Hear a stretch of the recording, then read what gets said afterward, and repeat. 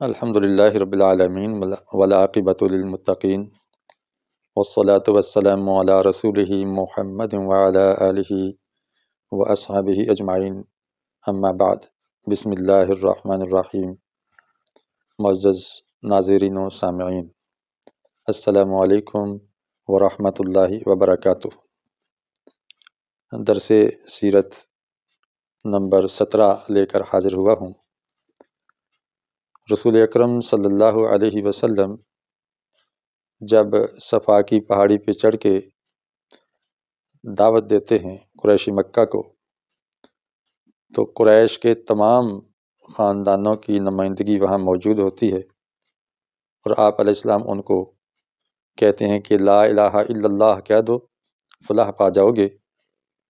آپ کا چچا ابو لہب آپ کی طرف پتھر پھینک کے کہتا ہے کہ ناس ہو آپ کا، نعوذ باللہ، تبا لک یا محمد لہذا جمعتنا، تو تباہ ہو جائے، تیرے ہاتھ ٹوٹ جائیں اے محمد، کیا تو نے اس لیے ہمیں جمع کیا تھا؟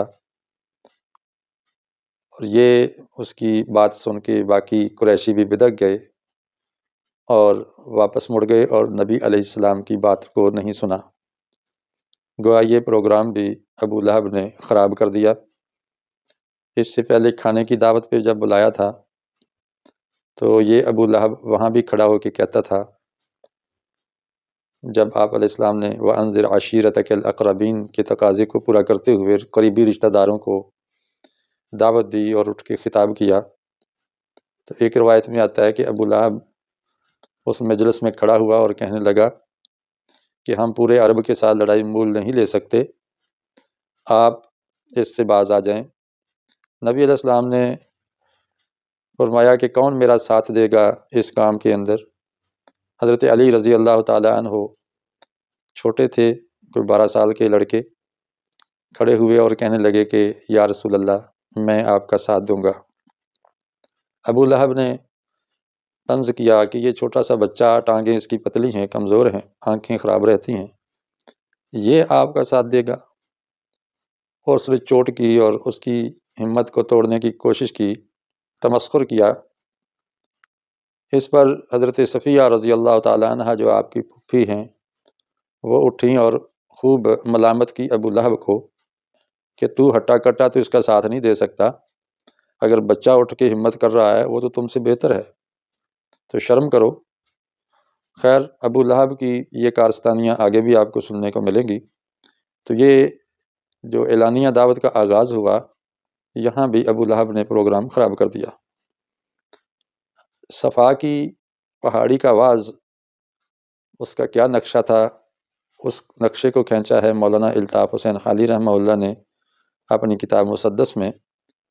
فرمایا وہ فخر عرب زیب محراب منبر، وہ فخر عرب زیب محراب منبر، تمام اہل مکہ کو ہمراہ لے کر گیا ایک دن حسب فرمان داور، سوئے دشت اور چڑھ کے کوہ صفا پر، یہ فرمایا سب سے کہ اے آل غالب، سمجھتے ہو تم مجھ کو صادق کہ کاذب؟ کہا سب نے قول آج تک کوئی تیرا، کبھی ہم نے جھوٹا سنا اور نہ دیکھا۔ کہا اگر سمجھتے ہو تم مجھ کو ایسا، تو باور کرو گے اگر میں کہوں گا کہ فوجے گراں پشتے کوہ صفا پر پڑی ہے کہ لوٹے تمہیں گھات پا کر۔ اس پر قریش مکہ نے کہا تیری ہر بات کا یہاں یقین ہے کہ بچپن سے صادق ہے تو اور امین ہے۔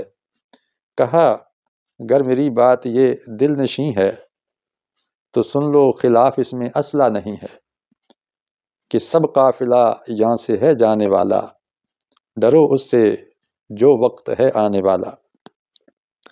اب اس کا اثر کیا ہوا؟ آپ نے آخرت کا تصور دیا، آپ نے توحید کا درس دیا، آپ نے جھوٹے معبودوں پر تیشہ چلایا، تو یہ ان پر بجلی بن کے گرا۔ وہ بجلی کا کڑکا تھا یا صوت ہادی، عرب کی زمین جس نے ساری ہلا دی، نئی ایک لگن دل میں سب کے لگا دی، ایک آواز میں سوتی بستی جگا دی، پڑا ہر طرف وہ یہ پیغام حق سے کہ گونج اٹھے دشت و جبل نام حق سے۔ جناب محمد مصطفیٰ صلی اللہ علیہ وسلم نے اتر کر پھر دعوت کا یوں سلسلہ جاری کیا کہ ایک ایک دروازے پہ جاتے، گلی کوچوں میں پھرتے، لوگوں کو توحید کا درس دیتے، چونکہ اب اعلانیہ دعوت کا حکم ہو چکا تھا۔ ابو جہل بھی آپ کی مخالفت پہ تل گئے۔ اس سے پہلے انہوں نے اس کو لائٹ لیا تھا، قریش مکہ نے ایسی مخالفت نہیں کی تھی، کہتے تھے کہ یہ بھی پہلوں کی طرح بس جیسے چند لوگ پہلے مکہ کے اندر توحید پرست ہیں اور صرف اللہ کی بات کرتے ہیں، بتوں کا انکار کرتے ہیں، تو یہ بھی کر رہا ہے تو ٹھیک ہے، اتنا مسئلہ نہیں ہے۔ لیکن جیسے جیسے آپ کی دعوت کا اثر ہر خاندان میں پہنچا اور ان کے جوان بچے اور بچیاں دائرہ اسلام میں داخل ہونے لگے، اب ان کو فکر لاحق ہوئی۔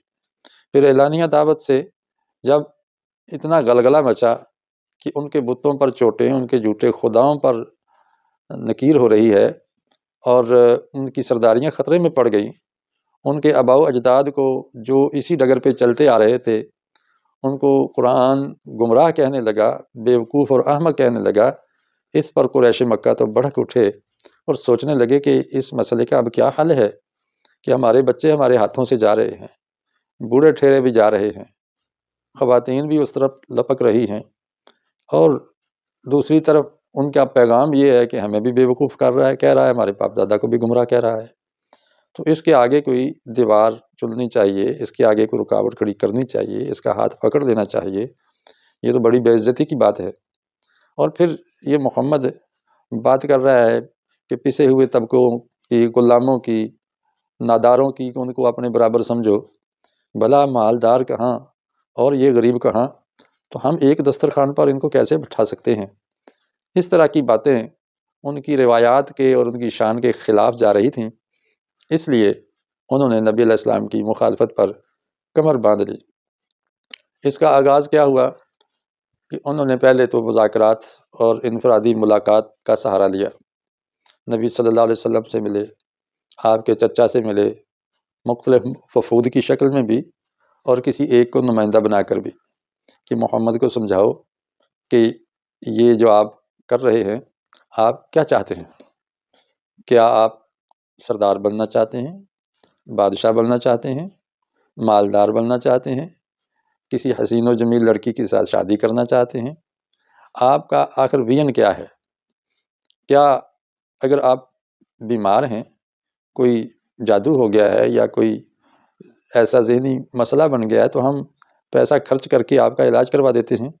اس طرح کی انہوں نے گفتگویں کیں اور اس پر قرآن بھی اترتا رہا اور اس کے جواب دیتا رہا۔ انشاءاللہ اگلے درس میں تفصیل سے بتاؤں گا کہ انہوں نے کس انداز سے نبی علیہ السلام سے ملاقات کی اور کیا کیا باتیں کی، اور پھر آپ کے چچا سے جو مذاکرات ہوئے ان کے ساتھ انہوں نے کیا مطالبے رکھے اور ان کے چچا نے کیا رد عمل دیا اور رسول اکرم صلی اللہ علیہ وسلم نے کیا جواب دیا، اس کا تذکرہ انشاءاللہ اگلے درس میں عرض کروں گا۔